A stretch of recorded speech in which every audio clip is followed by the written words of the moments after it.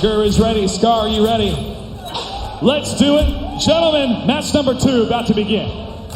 This one's exciting for me. Well, I'm really looking forward to Skarlet. I mean, she's back, but she's very different. She might as well be a brand new character. I am all in on MK11 Skarlet. I think she looks amazing and plays that's what I'm amazing. talking about. Enough about Skarlet. Let's talk about this dude right here. So you immediately gravitated toward this character. You should probably tell everyone why, because he's very unique. There's no doubt about it, yeah. So obviously he's the grappler. By the way, some other characters have that too. It's not just him, but Baraka he also does have a command grab. He does have a command grab. So Geras has a really strong command grab that goes really far. Corner carry is excellent. He has some good buttons, and man, some of his there is the command grab, and you see how long he holds you. It has a unique property where if he's near a wall, he then makes a sand wall and throws you into it. It does a lot more damage when that happens as well. He has little kind of atrocitus sort of semi-zoning, as you saw right there.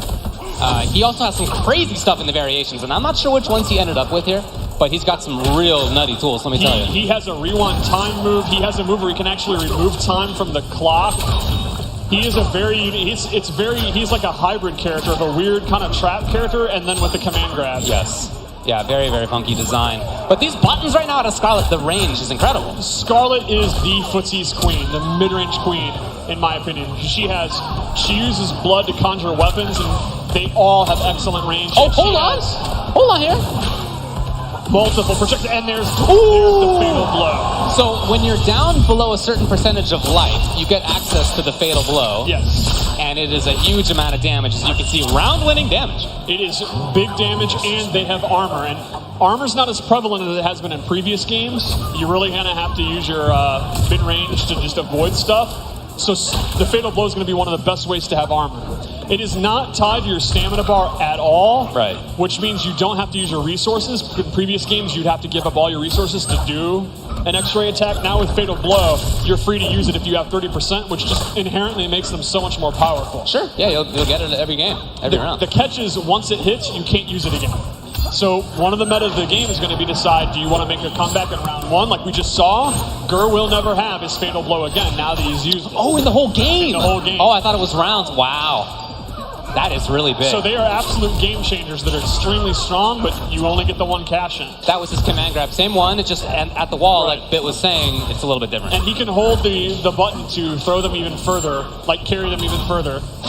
Oh, now the fatal blow's there for Scar. And that's the crushing blow. That oh my god, look at the damage! So the way that one works is the last hit's an overhead of the string. If you duck block, you get the crushing blow. He also has a low where he does sand trap. So it's a 50-50. If they think you're going to do the low sand move, they duck.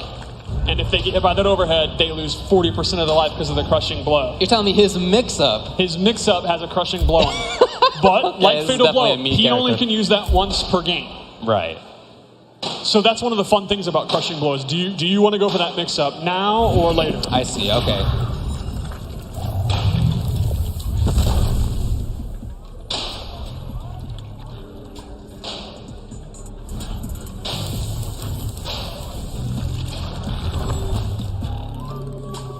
And we'll see, Gur basically made a crushing blow and a fatal blow comeback right there out of nowhere. They do massive damage. Yeah, you can really see that. I guess as the opponent, you really got to pay attention. Combos in general in this game are significantly shorter than they've been in the past, and they do less damage. And they kind of, that damage you would get by doing the cinematic moves. Yo, did you see that combo this guy already has? What do we say, 2 hours of gameplay so far?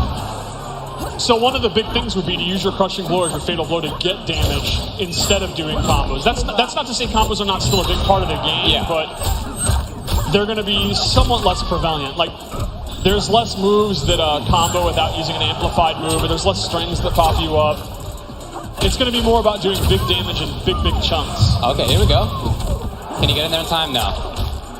Yeah, and Skarlet, she has like 4 different projectiles, so... Yeah, and if you're Skarlet, there's not much reason to do anything else. It's just holding on to the space right here. But gotta pay attention to that fatal... Oh, okay. Fatal blow was available. Didn't end up coming up.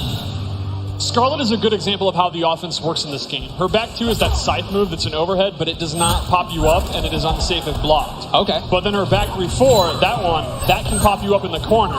So she has a low that can pop you up, but she does not have an overhead.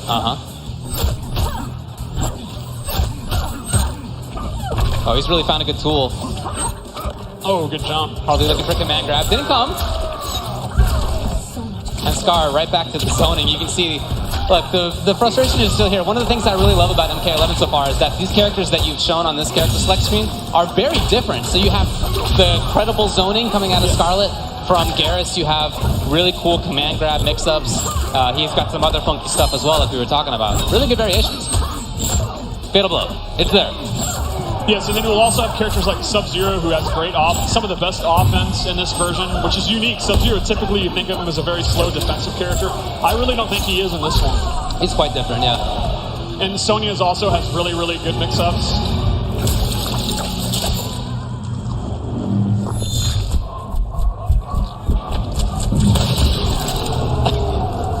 You know, GRR always had a lot of heart as a player.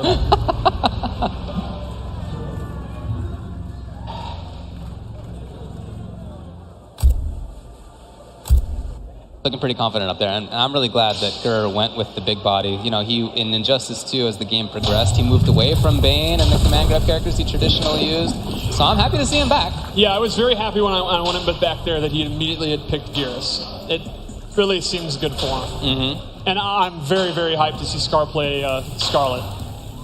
One of the fun things about the development of this game, since we didn't reveal it, you know, earlier, was sitting there waiting. I can't wait to see some of these, you know, which pro player is going to play which this character. And I knew Scar was going to lose his mind because in MK9 he came in late and he was the best Skarlet in the world at one point. But Injustice came out and he never really got the chance to like get an Evo top 8 or an MLG top 8, even though he was very talented even back then. So at the beginning of this round, we saw that it said first hit. What does that do for you now without meter in the same way? There is no more like first hit bonus. You do not get anything because meter recharges on its own, and you always, unlike typically, you actually start with all 4 of your bars. Oh, dang, the combo out of the wake up? All right, that's what I'm talking about. Okay, that could have been cool. He'll get there, GRR does have his fatal blow. We'll see, though. Now, at this point, though, the round is going to be very hard to win, so it might be wiser to save it unless he gets a few hits in, and then it would kill. Mm-hmm. Oh, wow. Just goes for the sweep to seal it. Yeah, I really like the mind game of that, having to think even as the person using the tool, if you should use it now or you should save it for the next round, or what? It's definitely one of my favorite things that we've added to the game. Oh, wow. What's the condition on that? The condition on that, I believe, is 2 counter hits with that move in a row. Okay, I was going to ask what counter hits do, but I guess, do they help with that? Counter hits are typically used in crushing blows, otherwise it just lets you know that you hit a counter hit, but a lot of them are tied to that. Okay, yeah. And that's the same when you see punish come up, that it was a guaranteed punish, and a lot of those are crushing blows. Like, for example, that right there, if that had hit as a counter, it would have got the crushing blow. Got it. Look how long he holds it. We see that? He's holding them like they're a small child. Yeah, they are compared to that big boy. And right back to a range where he can control things. He's got good buttons. Maybe not in this matchup, but typically it seems like that's true. Okay, here it is. Excellent use of the fatal blow. He was about to lose if not. Right. And that's definitely going to kill. Now again, that means GRR did steal that round, but he will not have it in the final round, and Scar still has his. So that means in the end of game scenario, like right there, Scar will have a huge advantage heading into this final round. Hoping to see some forward movement in there. Now those I'm not sure what to call it. It's not puddle, that thing. You have to aim that, right? That is not tracking? It is not tracking. He has close, medium, and very far. And you can see when he amplifies it is when he gets that hourglass, and it's letting you know the other one's going to come out. So you can see what GRR's kind of doing. You put it out there, then do other moves, walk in, walk back, and then it's going to go. And Scar knows you can't get in. Mm-hmm. Well, we were talking about whether GRR could make another comeback. It doesn't seem like he needs it right now. It's all on Scar. Now Scar does have access to the fatal blow. Oh. Now it is on a cooldown. He did not lose it since it was blocked, but it's a significant cooldown. Still available? Woo! And it just came back. Unfortunately, it's too late. So then you do have access to it more than once. If it's blocked or whipped. Okay. Once it actually connects, it's used. Okay. Wow. Now, we've only seen it come up a couple of times, but talk to me about how throws and throw techs work. Are they the same as in previous Mortal Kombat? Throws are very reminiscent of MKX and MK9. You use the opposite button to break them. They have a forward and a back one. a lot of crushing blows are actually tied to throw, and the requirement will be if the opponent techs the wrong way, you get the crushing blow, and they do bigly damage. Like Skarlet has one, so her throw can do like 30% if you tech wrong. Oh, sick, okay. It's pretty awesome. So as the defender, almost riskier to try to tech in some situations. Well, that's exactly it. And you could actually, if you think they're going to throw, do an uppercut, because that would trigger the counter-hitting high attack for the uppercut crushing blow. Wow, all right. So it kind of works both ways, actually, of how risky throws can be. Interesting. Oh, he had gone for the interactable. You can still amplify interactables to get armor. It's one of the few ways that has armor in the game. Okay. However, normally an interactable takes 50% of your defense. If you amplify it to get armor, it takes 50% of offense and defense. Armor across the board is significantly lessened than it was in previous games. A lot of characters only have armor on their fatal blow or a handful of moves. So they're both finding pretty good strings right now and making the opponent block a lot. Is there anything that they could be doing about that? Yes, one of the new mechanics is flawless block. It's if you block an attack at the last second within just a couple of frames, chip damage is significantly reduced and you actually break out earlier, and it allows you to punish things or recover faster than you normally would. Okay. It's a very hard mechanic. It's meant to be kind of, you really have mastered the timing and you really know your opponent well, but it can save your life. Like, if you're about to die by chip damage, it can save you. You also, if you reversal a move with flawless block, you have access to your wake-up attacks.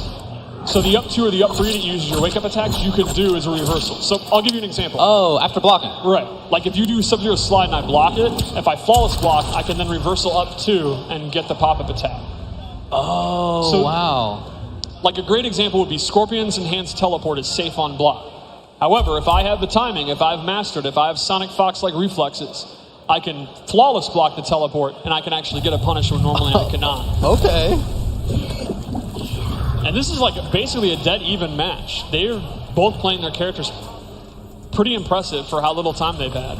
Yeah, I feel like they are developing even as we're watching them right now. We're seeing some cooler pressure out of both. Yeah, they're both mixing up their zoning well, and you pointed out earlier, like they understand their block strings up close. Okay, oh, wake there up you tap. go. So that was the up 3 one where she doesn't really get significant damage or a knockdown. It's just more of a get off me tool. And is that safe? It depends on the character. Oh, okay, yeah. Sick. Okay. Oh, and there he went for his temporal advantage move, which is interesting because while it combos, he freezes time, he cannot 2-in-1 into it. It also takes one of his stamina bars. It does, right. There are certain moves or cancels that'll take stamina. So it's not like he needs to enhance it, it just does that. It just does that, that's why he can't 2-in-1. God, that was an anti-air, jeez. And the way that move works is the opponent is frozen and doesn't do a reaction. So obviously, typically an uppercut would knock you away. That won't. And they are both within fatal blow. So this is the scramble I'm so excited for in tournaments.